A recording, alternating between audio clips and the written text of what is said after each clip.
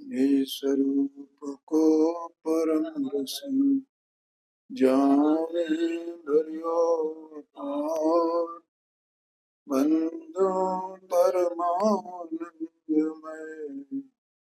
समय सागर कान। सर्व शुद्ध ज्ञान अधिकार में अब ये अपन ने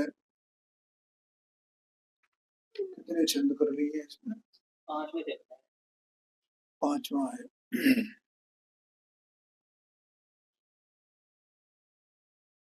ये कल पढ़ लिया था ना, पर हाँ चल रहा है। आधा अपन ने विचार कर लिया था।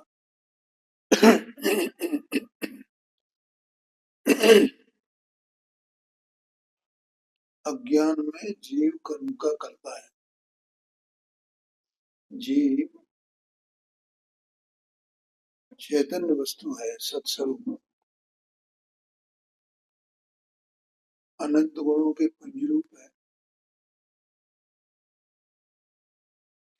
और स्वभाव से देखा जाए तो वो शुद्ध है। वही लिखा भी है, निहचे निहारत स्वभाव या है आत्मा को, आत्मिक धर्म परम प्रकाश। माने स्वभाव से ज्ञाता दृष्टा है, चेतना स्वभाव ही है, चेतना का पुंज है।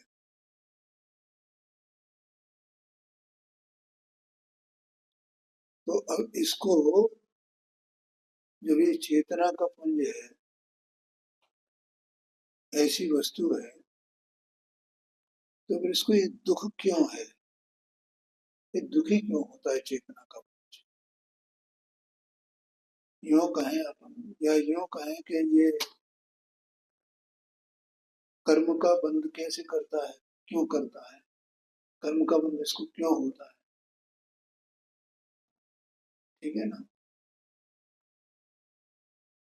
तो उसको यहाँ बता रहे हैं। देखो, ये आत्मा ज्ञान स्वरूप है ना, ज्ञान स्वरूप है तो ज्ञान रूप परिणमन करता है। जितनी वस्तुएं जगत में है, वे सब अपने अपने परिणामों रूप परिणमित होती हैं। और वे वस्तुएं परिणामी हैं और परिणाम उनका कार्य है। तो परिणामी माने कर्ता और परिणाम माने कार्य। अब आत्मा ज्ञान स्वरूप वस्तु है तो उसका कार्य क्या होगा? ज्ञान। ठीक है, लेकिन संसार अवस्था में अनादि से ये जीव वस्तु अज्ञानी है। माने इसे इसकी खबर ही नहीं है अनादि से कि मैं ज्ञान स्वरूप वस्तु हूं। इसे अपने जानने वाले कार्य का पता ही नहीं कि मैं जानने का कार्य करूं।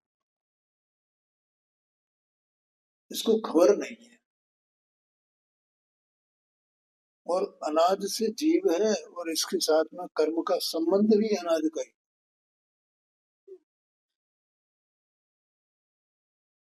ठीक है, क्या कहा? अनादि का जीव, अनादि कर्म का संबंध। 4 नंबर की गाथा है योगसार जी, उसमें यह है ये बात मैंने पहले सुनाई भी। कमु अनाय अनाय जी भवसायर व्यनत मिच्छा दंसर मोहियो सुख न दुख जी पंतु। मिथ्यात्व से मोहित है, मूर्छित है। मिथ्यात्व में, मिथ्यात्व के कारण मूर्छित है। माने इसका जो मूर्छित माने जो ज्ञान है वो ज्ञान मूर्छित हो रहा है। वो ज्ञान ज्ञान का काम कर नहीं पा रहा है। इस जीव का जो ज्ञान है वो ज्ञान ज्ञान का काम नहीं कर पा रहा है। जैसे कोई राजा हो, सम्राट चक्रवर्ती, और वो पागल हो जाए, तो कोई राज का संबंधी राजनीति के काम, न्याय के काम को कर पाएगा? जानना है ना क्यों? वो विक्षिप्त है। हाँ, उसकी विक्षिप्तता दूर हो तो वो कर पाए। जैसे वो राजा विक्षिप्त हो गया है तो वो अपना कर्तव्य नहीं कर पा रहा है, तो वो राजा ही। ऐसी आत्मा भी है तो चैतन्य स्वभाव, और परमात्मा आनंद चतुष्टय स्वरूप अंदर विराजमान है। भाई परमात्मा बना कहाँ से आता है? इसमें से तो यही तो परमात्मा है ना, कोई परमात्मा अपना प्रकट हो जाता है, ये तो पहले से ही परमात्मा है। लेकिन परमात्मा होने पर भी इनका जो ज्ञानोपयोग है वो ज्ञानोपयोग मूर्छित हो रहा है। उस मूर्छा के कारण से इसको ये पता नहीं है कि मैं ज्ञान स्वरूप वस्तु हूँ। जैसे राजा को ये पता नहीं है कि मैं राजा हूँ, उस राजा को पता ही नहीं कि मैं राजा हूँ, मेरी क्या पावर्स हैं, मेरे क्या ड्यूटीज हैं, ये उसे पता नहीं। मेरा कर्तव्य क्या है, मेरे अधिकार क्या है, ख्याल में है। ऐसे इसको कि मेरी क्या शक्तियां हैं, क्या स्वभाव है, और मैं क्या करने वाला हूँ, कौन सा मेरा परमार्थ कार्य है, वो इसको खबर नहीं। तो मिथ्यात्व में मूर्छित हो रहा है, मिथ्यात्व के कारण। और मूर्छित हो रहा है तो मूर्छित हुआ, ये राग द्वेष शुभाशुभ भाव इन रूप से परिणमित हो रहा है। अब इन रूप जो परिणमित हो रहा है उसमें कर्म निमित्त तो है, लेकिन कर्म इसको करा नहीं रहा है, इसको अज्ञान के कारण से हो रहा है। कैसे पता चलता है? कि अगर इसका अज्ञान का अभाव हो जाए तो फिर ये नहीं करेगा ना। ये जो कार्य अभी कर रहा है, शुभाशुभ भाव रूप परिणमित हो रहा है, राग द्वेष रूप परिणमित हो रहा है, पर पदार्थों में इष्टनिष्ठ पना मान रहा है, अपने को सुख दुख ही मान रहा है, तो ये फिर अगर इसको ज्ञान हो जाए ये, तो ये करेगा। इसका मतलब ये स्वयं ही कर रहा है, कर्म नहीं करा रहा। कर्म तो उसमें निमित्त मात्र है। हाँ, कोई एक भजन है ऐसा, अपने को भूल के हैरान हो गया, ये हैरान। इसलिए कहा कि अज्ञान में ये जीव कर्म का करता है। कर्म का करता है माने वास्तव में तो ये अपने अज्ञान से जो राग द्वेष मोह शुभाशुभ भाव सुख दुख ऐसा ऐसा ये हो रहा है, परिणमित हो रहा है, तो उसके कारण से वो कर्म का बंध हो रहा है। अगर ये इस प्रकार से न करे तो कर्म का बंध नहीं हो, तो इसलिए उस कर्म के बंध का आरोप इस पे आ रहा है।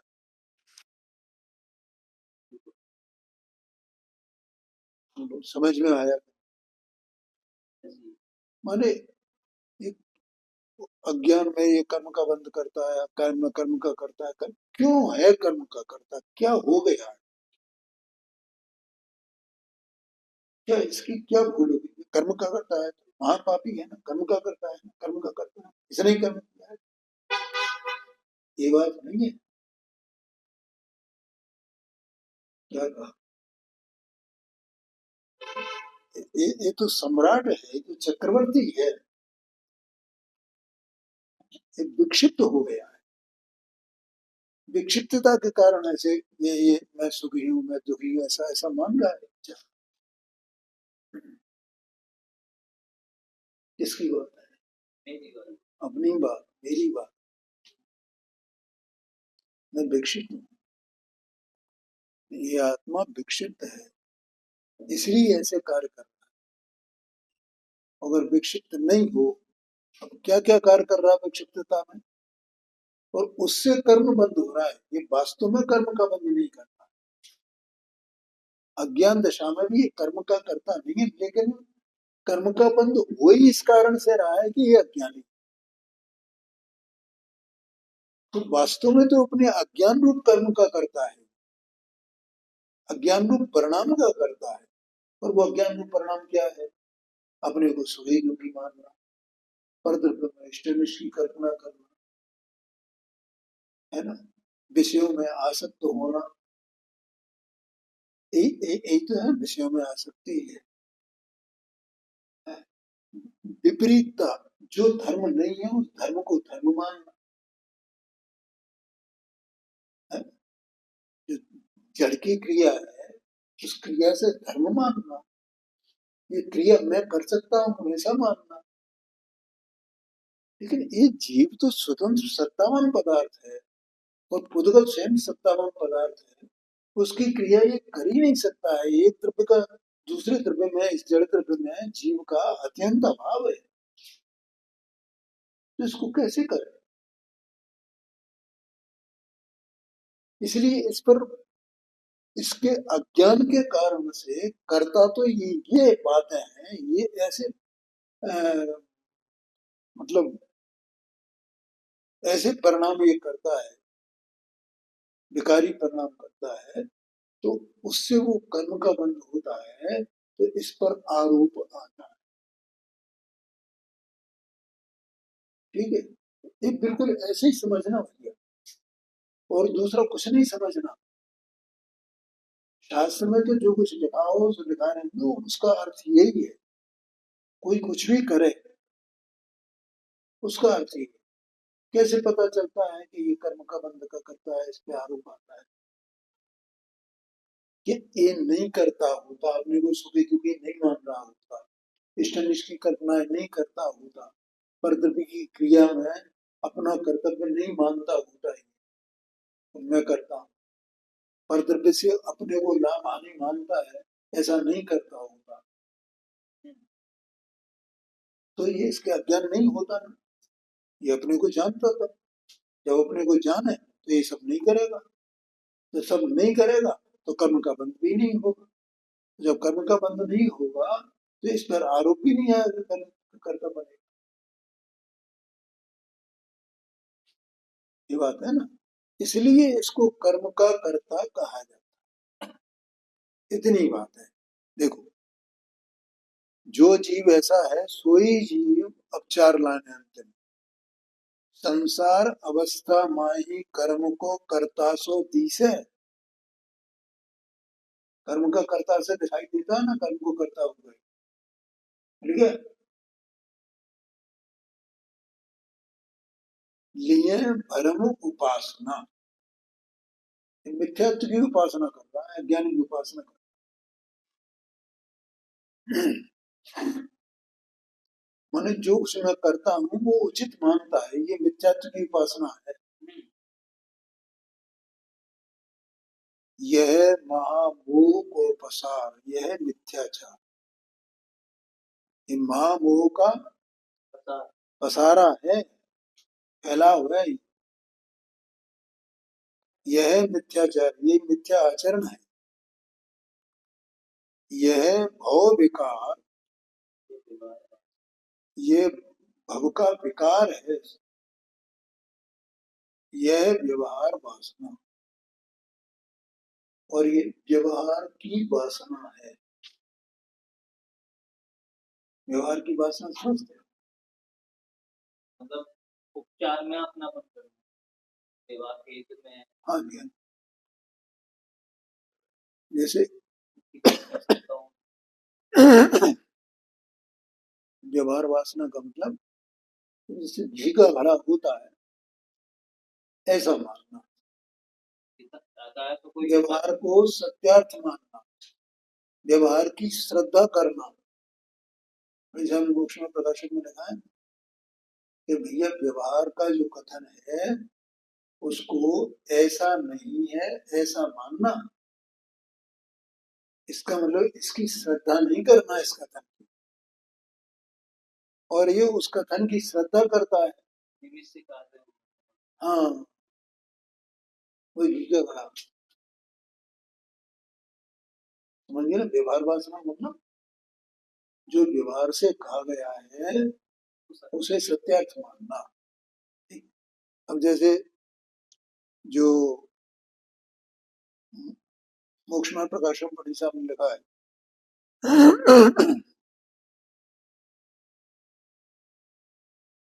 कि मोक्ष मार्ग दो नहीं है, उनका कथन दो प्रकार से किया गया। मोक्ष मार्ग का कथन दो प्रकार से किया गया। एक तो आत्माश्रित भाव है, निर्मल सम्यक दर्शन ज्ञान चारित्र, आत्मा की धारा है, ज्ञान की धारा है, निर्मल धारा है, निर्विकल्प धारा, और उसके साथ में एक विकल्प की धारा है। देव गुरु शास्त्र का श्रद्धान, सात तत्व का श्रद्धान, ठीक है, शास्त्रों का स्वाध्याय, शास्त्र संबंधी ज्ञान, आगम ज्ञान वगैरह, और बाहर का क्रियाकांड जितना भी है, आठ पांच महाव्रत, पांच समिति, गुप्ती, छह आवश्यक वगैरह।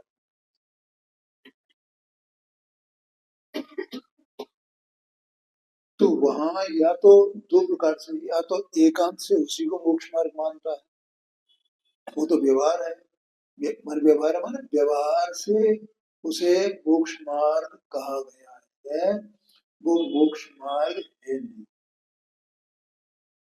अब ये उसे मोक्ष मार्ग मानता है, इसका नाम है व्यवहार वासना, ऐसा समझ। अब समझे थे, लगा ले।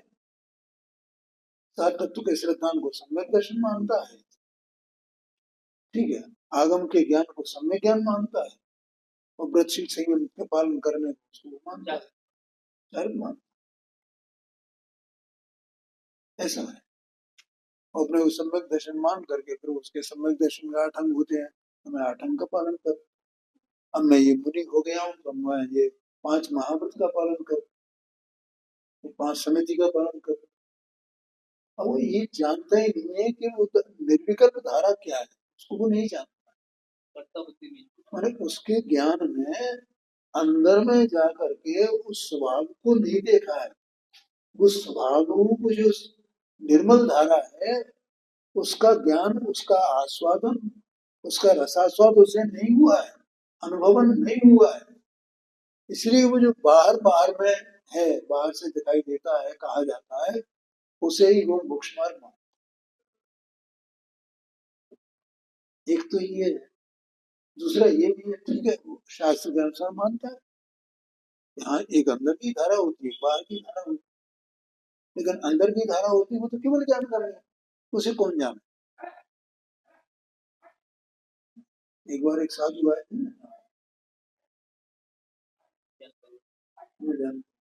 आए थे तो उन्होंने एक प्रश्न, यहाँ स्वाध्याय चल रहा था सवेरे,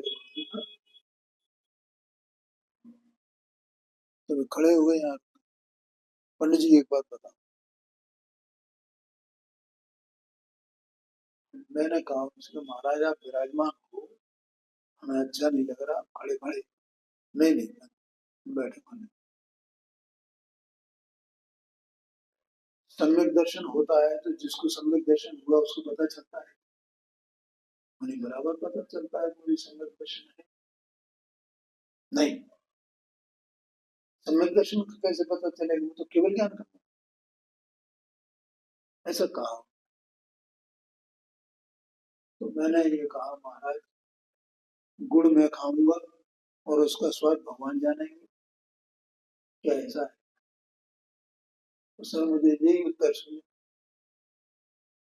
मैंने कही सम्यक दर्शन होता है तो उसको पता चल जाता है, और वैसे भी उसमें लिखा है ना, स्वानुभूति चकास्ते, स्वानुभूति से प्रकाशित होता, माने आत्मा आत्मा की अनुभूति करे उससे प्रकाशित होता है वो आत्मा। स्वानुभूति आ गई ना, स्वसंवेदन, स्वसंवेदन ज्ञान, कितनी जगह ये बात आई। तो वो जीव ये मानता है, ठीक है, हाँ भाई ये होगा, लेकिन वो तो केवल ज्ञान का है ना, मेरे को तो वो तो अव्यक्त है ना, वो तो अव्यक्त है ना। और एक व्यक्ति है जो बाहर में है, तो ये दोनों होते हैं, दोनों को मानता है। कोई एक को ही मानता है, दूसरी खबर ही नहीं उसे। और कोई किसी ने पढ़ ली हो तो शास्त्र के प्रति श्रद्धा करके ऐसा मानता है। दो धाराएं तो होती है, लेकिन एक केवल ज्ञान की केवल ज्ञान में है, और दूसरी जो है ये है जो हम कर रहे हैं। हमें तो ये करना चाहिए बस। अब ये कर रहे हैं हम, तो इसका मतलब हमें हो ही। अथवा तो तीसरा ये भी है कि ये हम जो कर रहे हैं इससे सम्यक दर्शन होगा। कि पहले ये नहीं करेंगे, क्यों? व्यवहार से सम्यक निश्चय होता है ना। व्यवहार नित्य प्रतिपादक है। हाँ हाँ हाँ, व्यवहार होगा तो निश्चय होगा। व्यवहार के बिना निश्चय कैसे हो जाएगा? व्यवहार के बिना निश्चय। ऐसे तीन प्रकार के लोग, ये सब व्यवहार वासना है, ऐसा समझ। देखो, अब यहाँ अर्थ करते हैं इसका। निश्चय में से देखो तो इस आत्मा का निज स्वभाव परम प्रकाश रूप है, और जिसमें लोकालोक के छहों द्रव्यों के भूत भविष्य वर्तमान त्रिकालवर्ती अनंत गुण पर्याय है। ठीक है, छहों द्रव्यों के, छहों द्रव्यों का आ गया यहाँ पे। छहों द्रव्यों के भूत भविष्य वर्तमान त्रिकालवर्ती अनंत गुण पर्याय प्रतिभासित होती है, माने प्रकाशित होती है।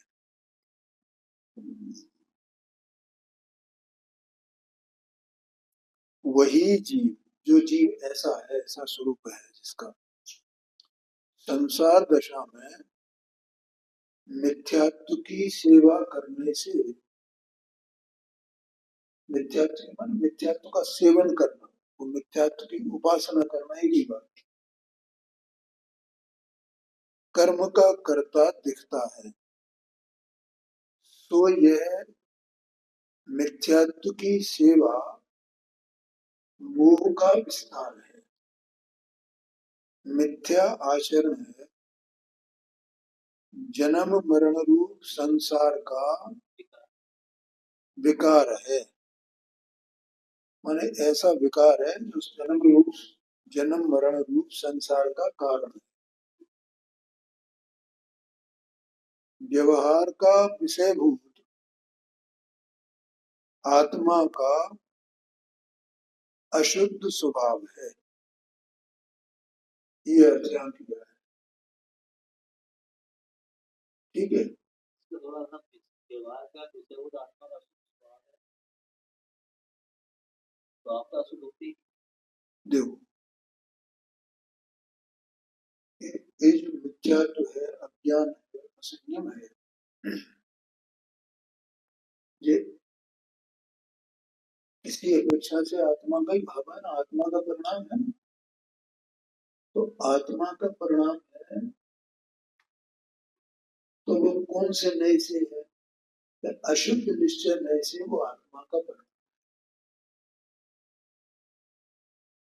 क्योंकि अभी थोड़ी देर पहले बोला था ना मैंने कि एक आत्मा क्या कर रहा है अज्ञान दशा में, आत्मा कर क्या रहा है, ये सब बताया था। जैसे जैसे परिणाम, तो यही कर रहा है ना, कोई दूसरा कर्म तो करा नहीं रहा है। और ये कर रहा है, तब वो कर्म का बंध होता है, तो इसके अज्ञान पर उसका उपचार आता है कि इस जीव ने ऐसा किया। तो अब ये जीव का जो ये अज्ञानमयी भाव है, ये अशुद्ध नय का विषय है, या अशुद्ध निश्चय नय का विषय है, नय के हिसाब से। ठीक है, और व्यवहार वासना के हिसाब से अपन ने जो चर्चा की वो है। इन्होंने उसका अर्थ ये निकाला है कि व्यवहार का विषयभूत आत्मा का अशुद्ध स्वभाव, और अपन ने व्यवहार वासना का वो अर्थ निकाला। हाँ, ये मिथ्यात्व है ना, तो मिथ्यात्व के कारण से इसको व्यवहार की वासना रहती है। व्यवहार की वासना में व्यवहार से जो कुछ कहा जाए उसको सत्यार्थ मानना, उसको गले लगाना, उसका सम्मान करना, एक बात है, जबकि वो सम्मान ही नहीं है वो बात। और यहाँ इन्होंने इसका अर्थ ही किया है कि व्यवहार का विषयभूत आत्मा का अशुद्ध स्वभाव है। जबकि ठीक है वो किया है, लेकिन वास्तव में व्यवहार वासना शब्द जो है ना, उसका अर्थ वो नहीं, ऐसा समझना। फिर भी इसका अर्थ जरूर समझने, व्यवहार का विषयभूत आत्मा का अशुद्ध स्वभाव है, क्योंकि ये मोह राग द्वेष और जो भी इसके सुख दुख ये स्वचार्य परिणाम है, ये परिणाम आत्मा के स्वभाव भाव रूप तो नहीं है ना। ठीक है, तो स्वभाव की अपेक्षा से इन परिणामों को अगर जीव में आरोपित किया जाता है कि ये जीव के भाव है, तो वो व्यवहार का विषय हुआ ना, और वो तो अशुद्ध स्वभाव है। अशुद्ध होने से, अशुद्ध भाव होने से और आत्मा विकार शुद्ध होने से वो आत्मा का स्वरूप नहीं कहा जा सकता, लेकिन व्यवहार से उसे आत्मा का कहा जाता है। ये आशय, इस लाइन का ये आशय समझ में आया? ऐसी बात। वो फिर भी नहीं समझ में आया तो बोलना बार बार, बोल, वो बार बार अपने कोई दोष नहीं। व्यवहार से आत्मा का स्वभाव पता है, जो अशुद्ध स्वभाव है ये सब, ये अशुद्ध स्वभाव है, और व्यवहार से उसे आत्मा का कहा, आत्मा का है नहीं वो। हाँ, व्यवहार से उसको कहा है। तो आत्मा तो अभी ऊपर बताया ना 4 लाइन, आत्मा कैसा है, आत्मा का स्वरूप कैसा है, वस्तु कैसी है आत्मा। जब ऐसी वस्तु है तो ये कहाँ से आ गया, ये क्या है?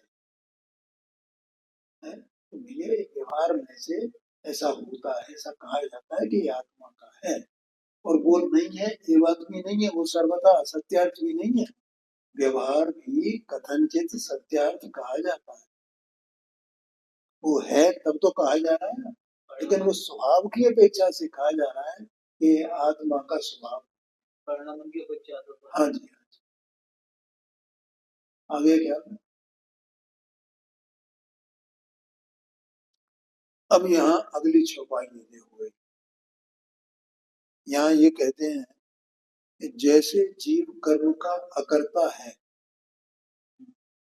अज्ञान दशा में करता है ना, परमार्थ से जीव अकर्ता है भैया। अभी अभी अपन ने जो चर्चा इसमें की ना, उसमें ये बात आई थी या नहीं आई, कि अगर मान लो उसका अज्ञान निकल जाए तो फिर उस पर कर्म के कर्ता पने का आरोप आएगा क्या? नहीं है। इसका मतलब वो कर्म का कर्ता नहीं है। जीव की दृष्टि से अगर जीव को देखा जाए, और पर्याय दृष्टि से, अशुद्ध स्वभाव की दृष्टि से देखा जाए, अज्ञान की दृष्टि से देखा जाए, तो उसे कर्ता पने का आरोप आता है। और उस दृष्टि से न देखा जाए, स्वभाव की दृष्टि से देखा जाए, तो वो कर्ता नहीं है। और जैसे वो कर्ता नहीं है, वैसे ही अभोक्ता, वो भोक्ता भी नहीं है। जब कर्ता नहीं है तो भोक्ता नहीं है, जो कर्ता है वो भोक्ता भी है। तो अपन इस 4 लाइनों को पहले पढ़ते हैं 6वें छंद का। यथा जीव कर्ता न कहावे, तथा भोक्ता न पावे, है वो भी क्या मतिमान,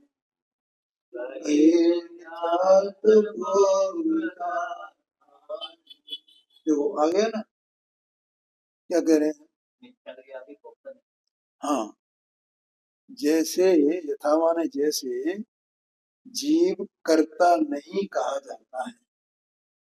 अब जीव कर्ता क्यों नहीं कहा जाता? स्वभाव की दृष्टि से जीव अकर्ता है, तथा भोगता नाम न पावे, उसी तथा का मतलब उसी प्रकार से ये जीव भोगता भी नहीं है। ठीक है, यथा और तथा ये दोनों शब्द एक साथ आते हैं। है भोगी मिथ्या मतिमा, ठीक है। ये जब ये मिथ्यामति है, इसकी मिथ्यात्व है इसको, तो जैसे कर्ता कहा गया है वैसे ही मिथ्यात्व के काल में ये भोक्ता कहा जाता है। गए मिथ्यात्व भोक्ता ना, और मिथ्यात्व गया तो भोक्ता नहीं है, ठीक है। मिथ्यात्व गया तो कर्ता नहीं है, तो फिर क्या है, ज्ञाता दृष्टा है, ठीक है। और मिथ्यात्व गया तो भोक्ता नहीं है, तो फिर क्या है, ज्ञाता दृष्टा है, ठीक। वो स्वभाव है ना ज्ञाता, इसलिए ज्ञाता दृष्टा है, ज्ञाता दृष्टा है, ऐसा है। तो देखो, अब भोक्ता का मतलब क्या होता है, ये जीव अपने को मैं ज्ञान दर्शन स्वभावमयी ज्ञान दर्शन का पुंज हूँ, पिंड हूँ, चेतना का पुंज हूँ, अविनाशी हूँ, त्रिकाल हूँ, निरालंब हूँ, ठीक है। और मैं एक परमाणु मात्र भी मेरा नहीं, ठीक है। ऐसा नहीं जानता ज्ञान दशा, तो वो कर्ता कहा जाता है।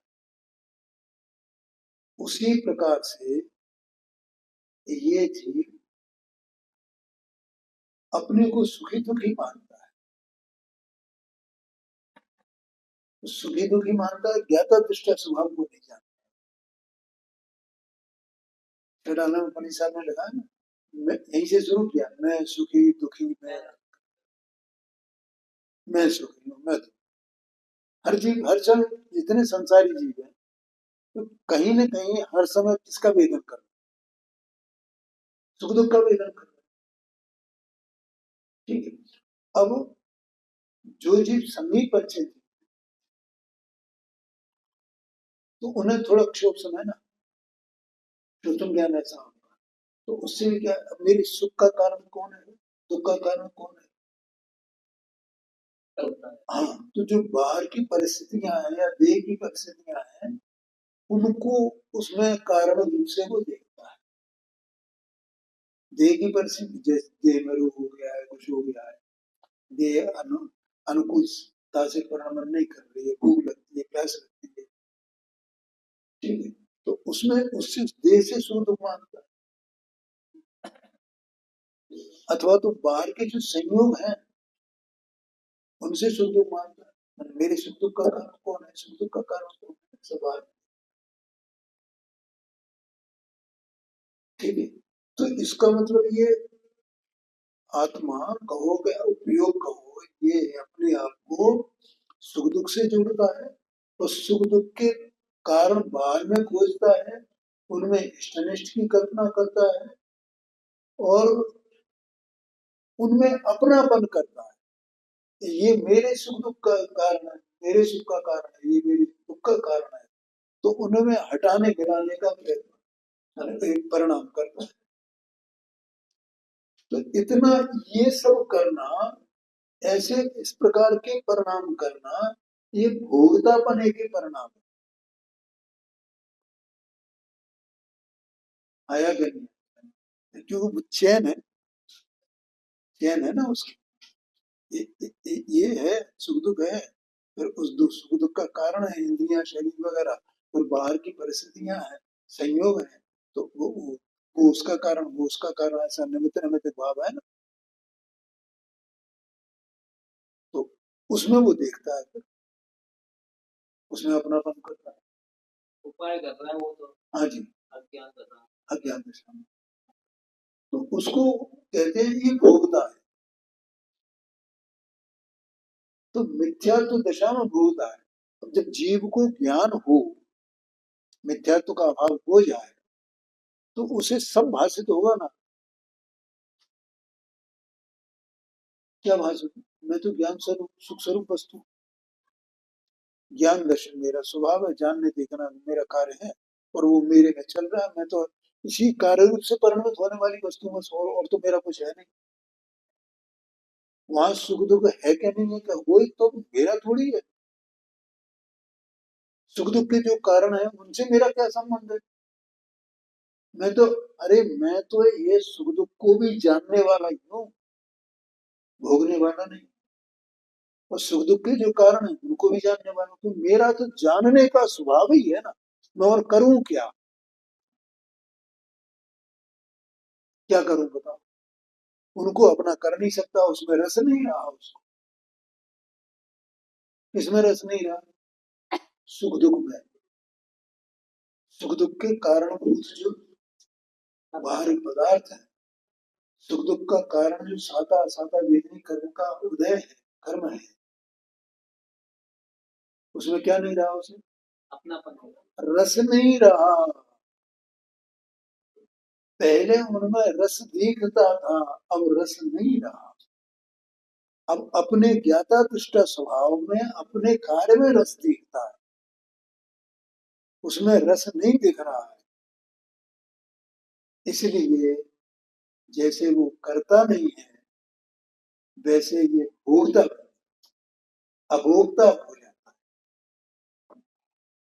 बोलो, और वो अभोक्तापना कहाँ से आया, स्वभाव था इसका, उसमें से वो प्रकट हो गया।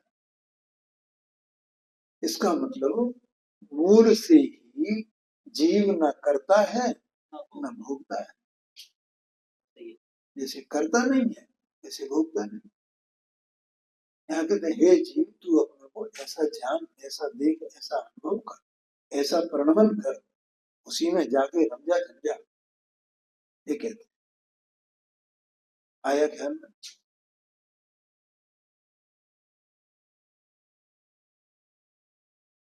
अब फिर दोबारा, जैसे वो कर्ता का कहा था, ऐसे ही भोक्ता का। 5 नंबर का छंद था ना पहले, अब 7 नंबर का है, अपन इसको पढ़ लेते हैं।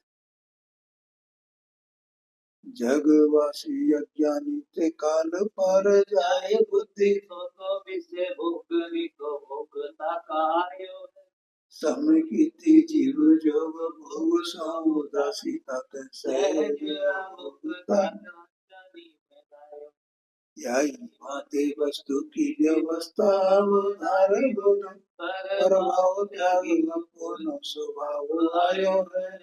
निर्विकल्प निरुपाधि आत्म आराधि। साधि योग युगादि वाह, क्या कहते हैं। जगवासी अज्ञानी त्रिकाल पर जाए बुद्धि, सो तो विषय भोगन को भोगता कहा।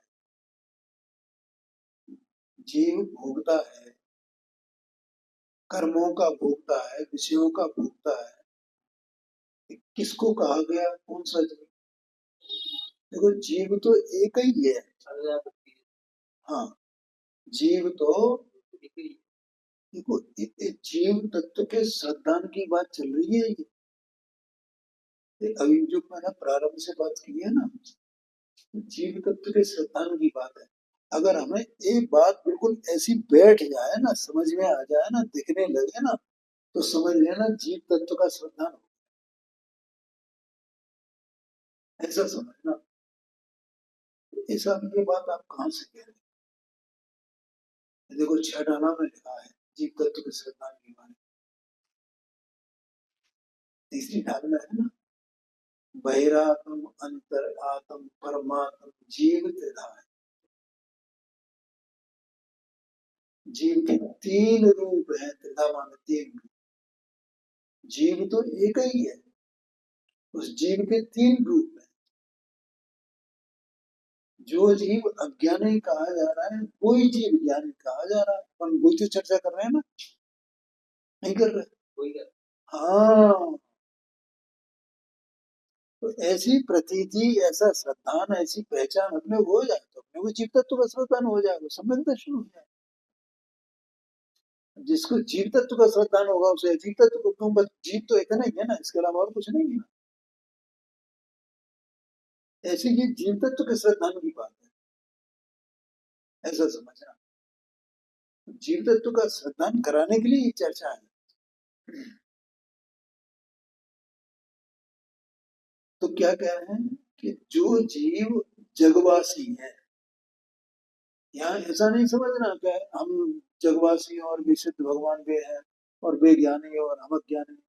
अरे वे जो है सोई हमें भैया, परिस्थितियों का अंतर है।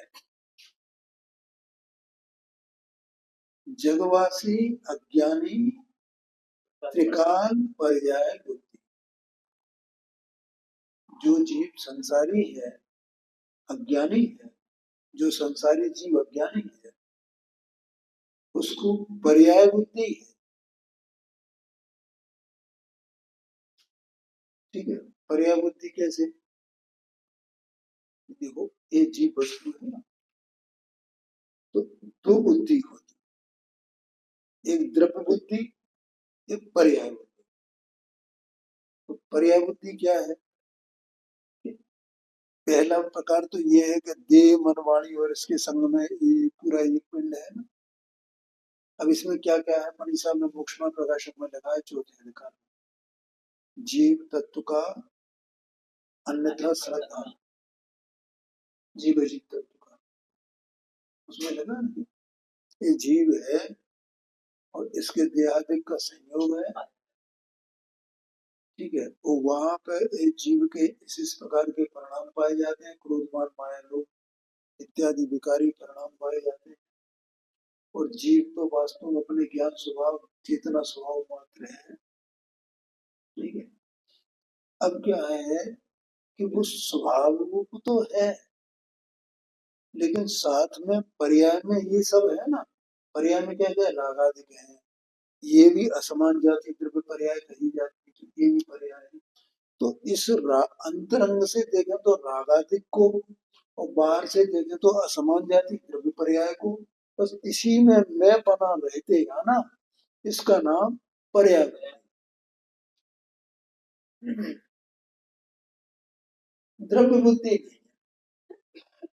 द्रव्य बुद्धि ने मन में पूरा इस पर्याय के कारण में, क्योंकि पर्याय के बिना की कोई वस्तु नहीं है। द्रव्य दृष्टि से, द्रव्य की दृष्टि से देखा जाए तो मैं तो पूरा द्रव्य हूं ना, सत्स्वरूप वस्तु हूं ना, ज्ञान दर्शन का पुंज हूं ना, निराला तत्व हूं ना। ऐसा लिखा है ना छठाला।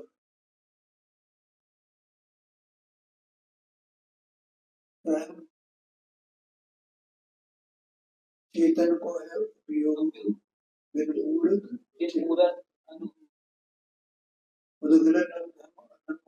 इनते न्यारी है, इनते न्यारी है, इनते न्यारी, इनते न्यारा भिन्न अलग।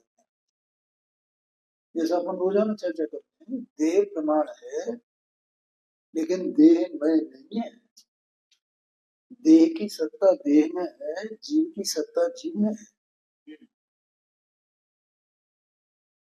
ठीक है ना? और ये जीव कैसा है, और कल मैंने उदाहरण भी देकर बताया कि जो पर्याय है जीव की अंदर वाली, अंदर माने क्या, जो अर्थ पर्याय कही जाती है, वो पर्याय कही,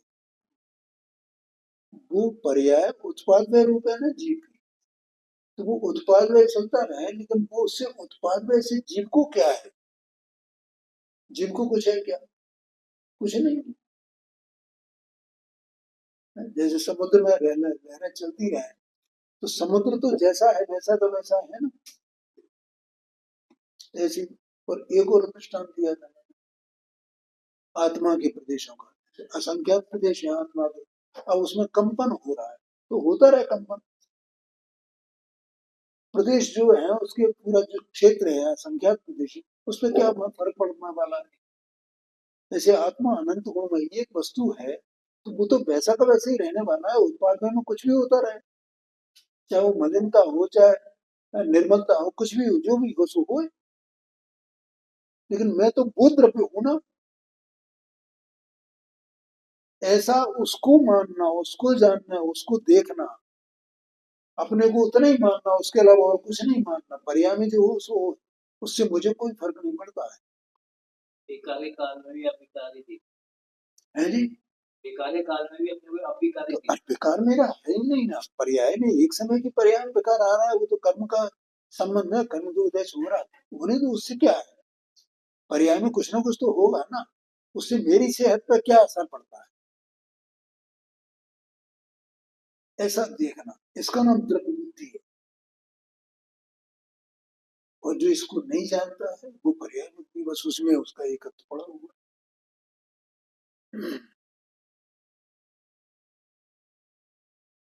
तो जब तक ऐसा है सो तो विषय भोगन को भोगता,